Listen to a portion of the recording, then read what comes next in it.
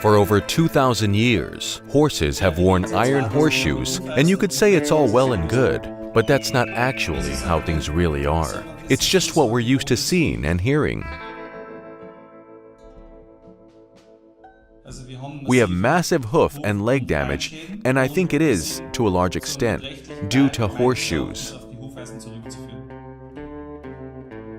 There are also varieties of studies. In 2006, a Swedish study of 135,000 insured horses was published in the Veterinary Record. In April 2006, here it was found that 78% of horses died from joint problems, for example, leg and hoof problems. It must be said that in the Iron Age of the horse, no improvement in the hoof situation could be achieved until the present time.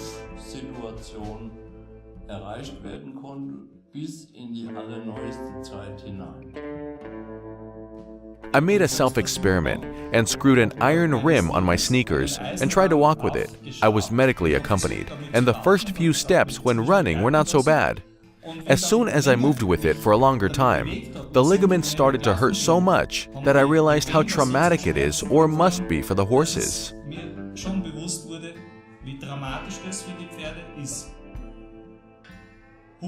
Horseshoes are called a necessary evil in science. That means you know the problem.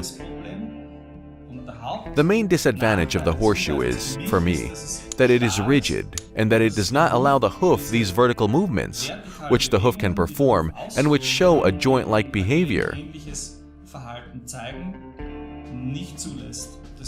The horseshoe fixes the hoof in such a way that one can really almost speak of plastering. The whole tendon ligaments that start in the hoof are fixed at the time when I put the horseshoe underneath.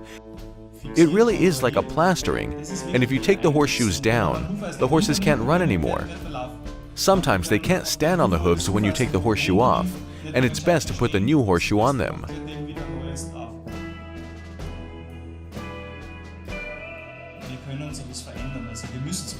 Nowadays, we can change something like that. We have to change something like that, and we owe it to the horses. One sure way to change this situation is to create parallels, analogies to humans. We use different things for what we do. When we go up the mountain, we use suitable shoes to get stability there. When we run marathons on the street, we use shoes that are a little wider than our feet. We have suitable shoes for all sports. Only with a horse, we always have the same thing. However, similar materials would also be needed there as with humans, but adapted to the weight of the horse. The soles of our sports shoes are already insanely good, I think. These soles would have to be adjusted only then to the horses, of a weight, people 70 kilo, horses 600 to 700 kilo. So suitable materials, then they also fit for the horse.